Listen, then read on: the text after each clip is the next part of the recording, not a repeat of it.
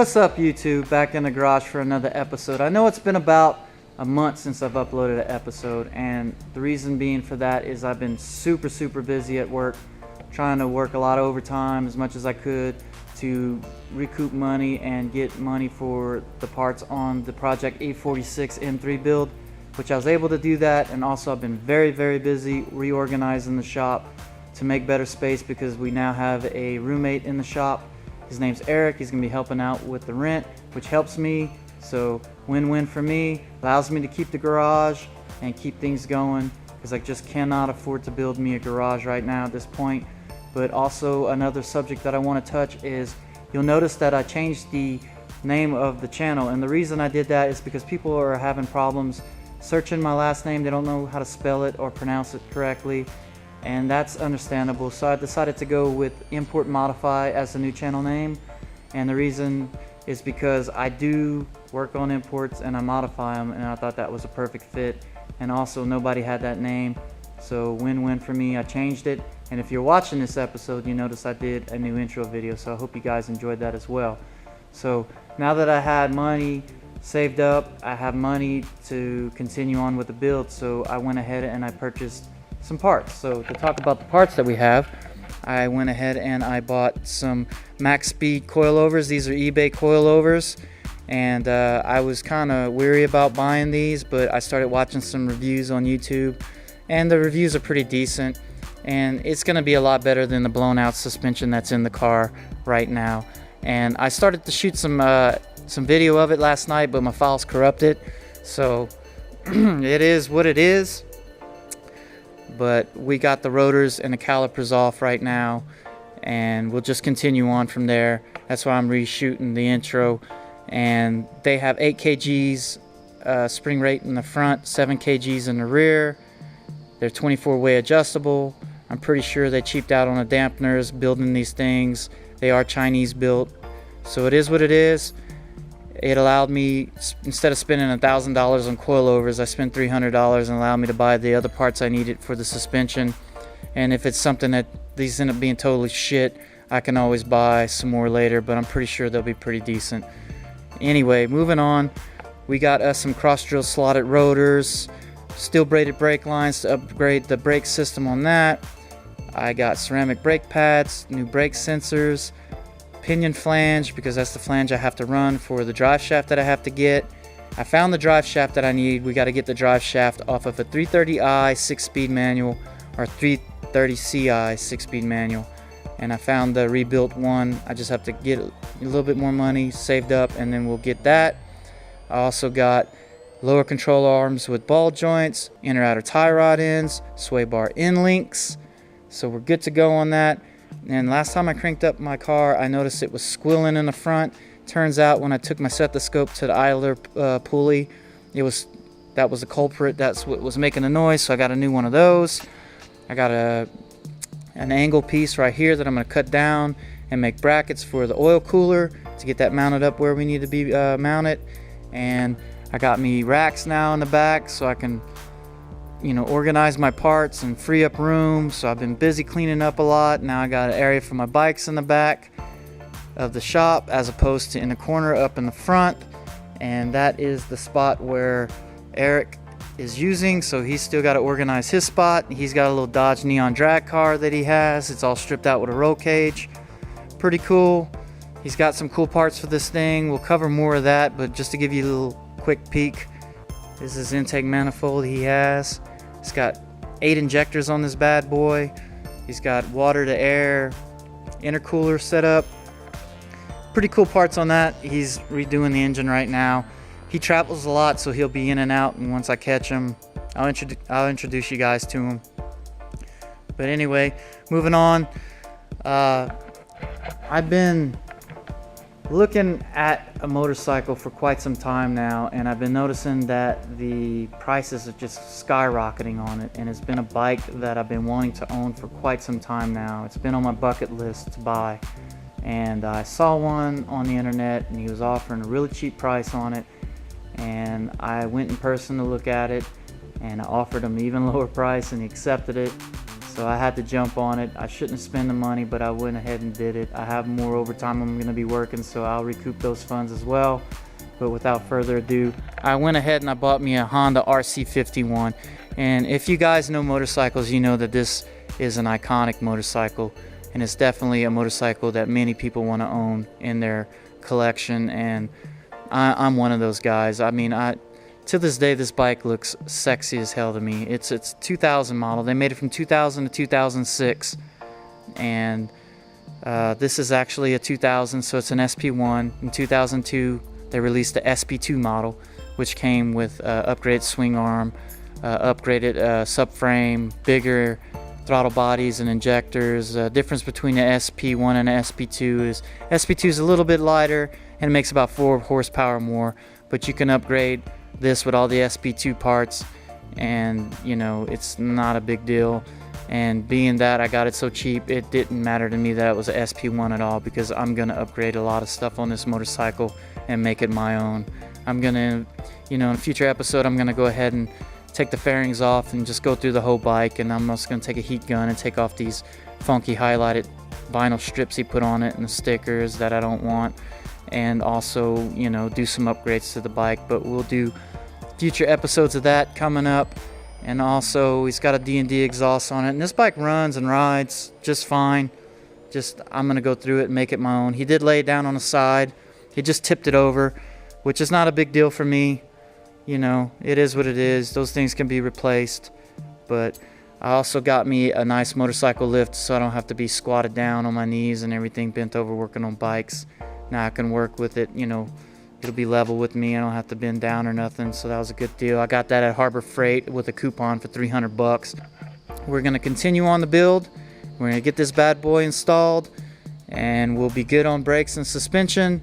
And once this is in, we'll set the ride height, and we'll be one step closer to getting this car on the road. Also, I have a quick release hub that I bought and an Nardi steering wheel, and the quick release hub is in, but it was delivered to my buddy's shop, so he's not in right now. I can't get it, and it's not a big deal because I don't have the steering wheel in yet, and we're still lacking seats with the seat brackets, drive shaft, and we have to do the exhaust system. So we're getting very close to getting this thing on the road. So without further ado, let's go ahead and get these things installed. Alright, I was able to get all the bolts that hold the rotors on the hubs except for this one, and whenever I did that, I was hitting it off with the impact. It's an Allen key, and you can tell I rounded it out pretty well. It's pretty rusted in there, but I'm gonna take my carbide bit on my drill right there and grind this thing down so that I can just bang it off, and then I'll get some vice grips on there and finish taking it off. So let's go ahead and do that. I was able to grind that thing down pretty good. I got the outside lip to where it was really thin. I took a hammer to it and I beat it off successfully. Haha, beat it off.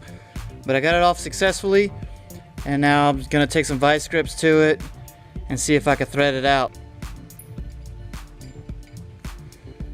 There you guys have it right there.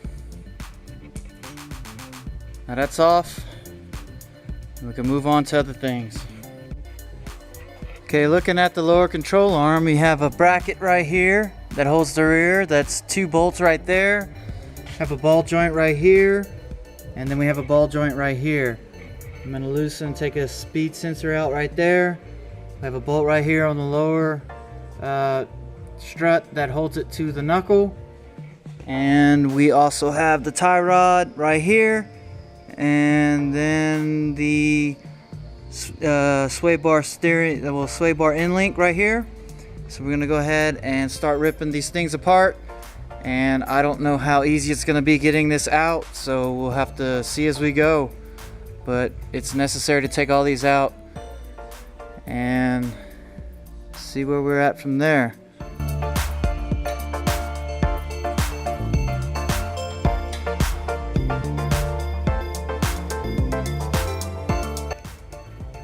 Alright, so I got the sway bar end link off of the strut. I got the bottom knuckle unbolted from the strut, and I got the speed sensor out just to clear out area to get to the bottom ball joint here. So I guess what I'm gonna do first is I'm gonna remove this strut, and then we'll move on from there.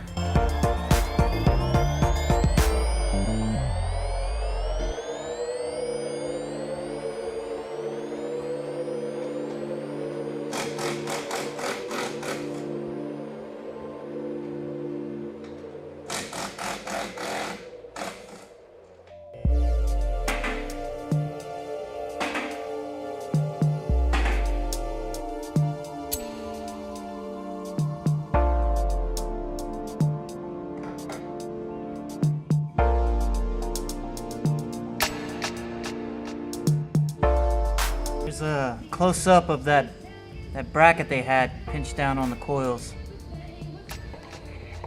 Alright, so now I got better access here to the ball joint and the ball joint here for the outer tie rod end.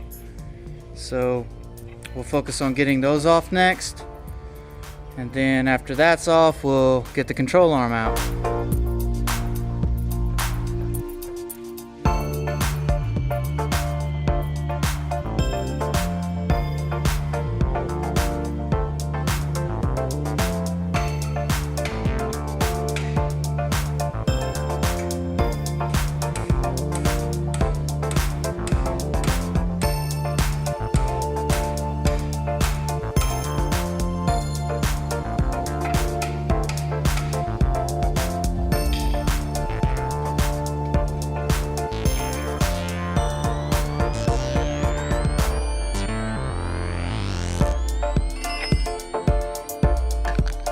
There you guys have it. We got the knuckle off now. And we got to work on this lower control arm to come out. Gonna have to take these two bolts off. Take the nut off up there.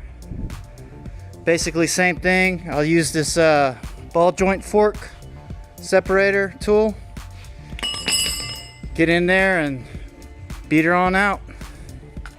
Alright guys, I was able to get it out with this tool here, the bolt that's up in there for the ball joint on the lower control arm that's through the cross member. I broke it loose with the wrench and I was able to get it out with this configuration right here. Just had it up in an angle and was able to thread the nut off with that. So that's off. I have now just to take these two bolts off right here, and then I'm gonna get this separator fork in between right there, and then I'm gonna finish taking it out like that. So let's go ahead and do that.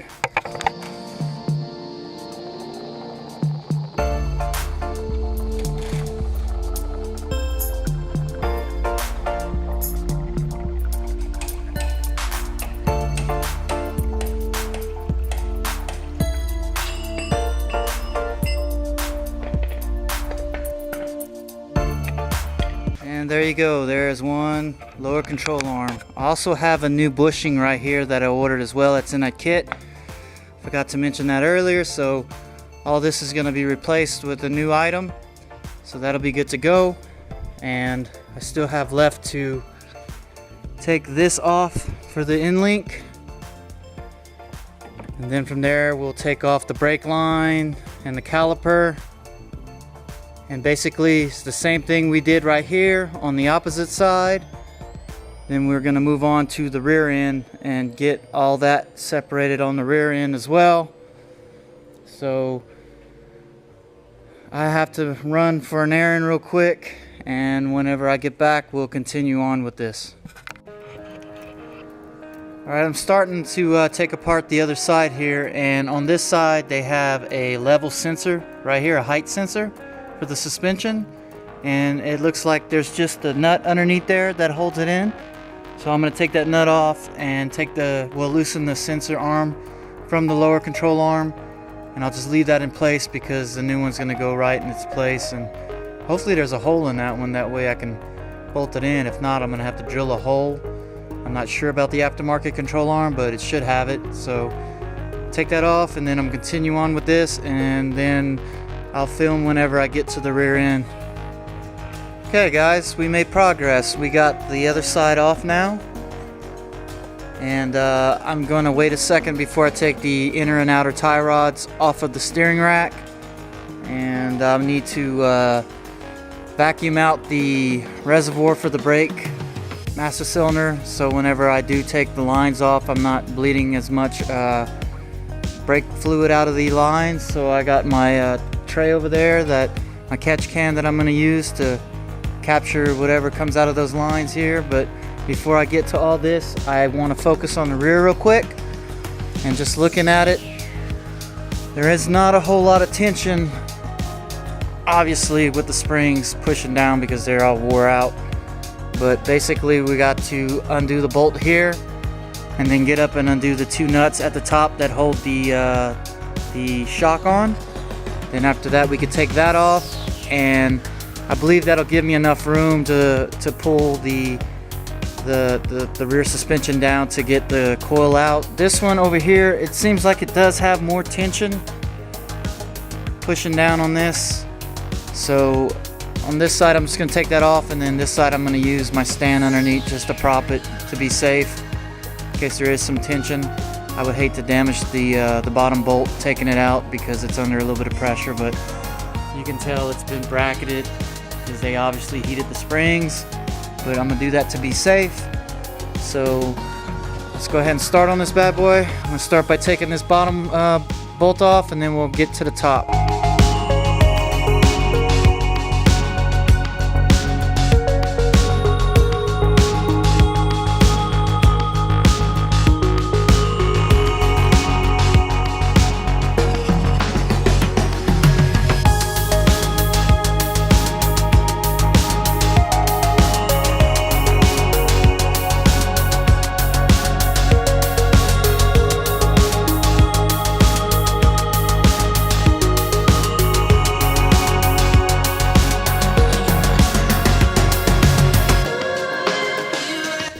Let me see if I can get these springs out real quick.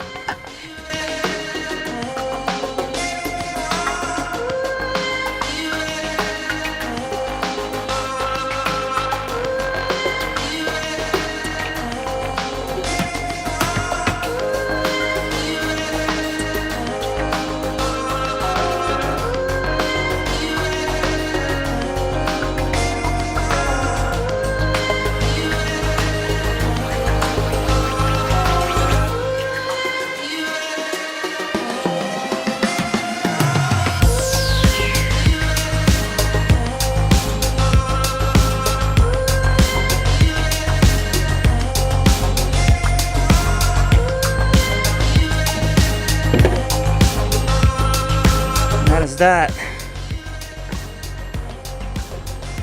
good to go. Just leave these nuts right here for now. Okay, I plan to take the inner and outers out in one try and pull this back. This right here threads onto the steering shaft, so this comes off. Same way on this side. Get it off real quick.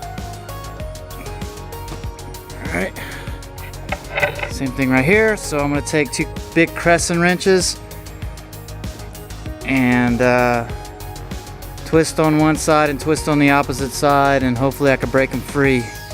You got to be careful when you take these off because this is this has got a gear right here and a pinion on the other end inside of it internally, and if you torque too much twisting the inner gear, you can cause damage. So we definitely don't want to do that.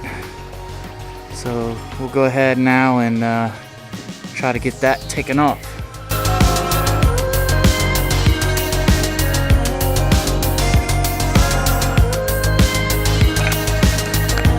Okay, I got them off now. There and there. So now we're gonna go ahead and we're gonna take off the calipers. So I'm gonna lower the vehicle down now, and we are going to vacuum out the fluid, and then we'll break the lines, take the calipers off, and just let the rest of the fluid drain. And at that point, I think we pretty much got everything disassembled for the most part. And from there, I'm gonna be doing some cleaning and whatnot to brackets and undercarriage area before I start putting all the nice new stuff on in its place. So cool, let's go ahead and lower the vehicle down now, and we're gonna vacuum out that reservoir.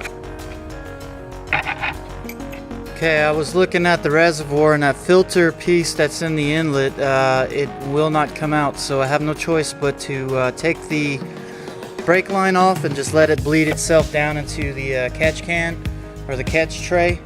So that's what I'm gonna do.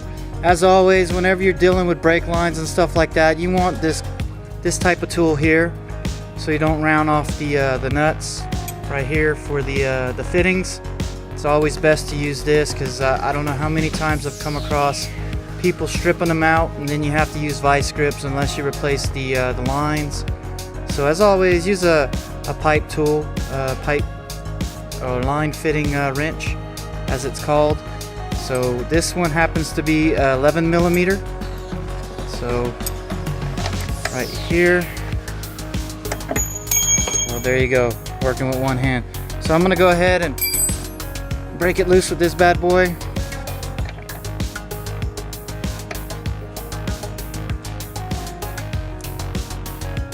There we go.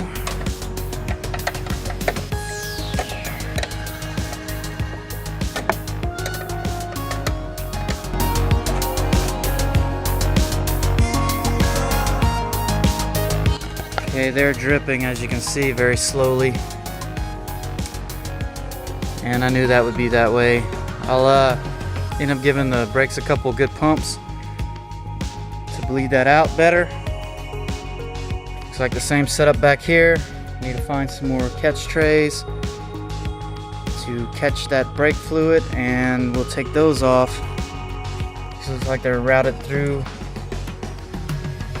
control arm area. Right here is a clip. You can see that. So let me find something to catch this, and I'll get back with you guys, and we'll get these back ones off. Just look at those nasty, nasty parts. Yeah, I'm so glad I decided to go ahead and do all this. It needed it so much. Anyway, I noticed on the back here that this back shock was bent. If you can see that. Look how bent that thing was. Yeah, the suspension obviously shot throughout the whole car, but now I just got to have some time to clean brackets up and whatnot. I noticed that these calipers, they're in really, really poor condition. So I'm going to probably replacing, well, I will replace the calipers. I know I will, because it just makes sense to me. Replacing everything else in the brake system and using the shitty old calipers, that's a no-go for me. Even the pistons look rusted on them. And then they got that funky yellow overspray. Seems like me, it just take more time and effort to get these things cleaned up nice than it would be just to spend the money and get some new calipers. So that's what I'm going to go ahead and do. And I also got to get up underneath there and clean up some overspray issues like that and whatnot. So yeah, good progress was made this afternoon. So I guess on that note, I'm going to go ahead and wrap up this video. It feels good making videos again. It took me a little bit, honestly, to catch my rhythm of things. I had a good rhythm going because I was making so many videos every week. But now, since I had the time off, I had to shoot things, reshoot things. Didn't like the way they sound.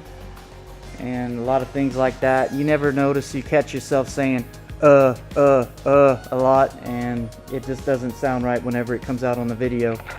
With that being said, I think I'm going to go ahead and wrap up this video. Stay tuned. Soon enough, I'll be putting out another video. I'll get back into the rhythm of things. So on that note, go ahead, like, comment, subscribe, and I'll see you guys on the next episode.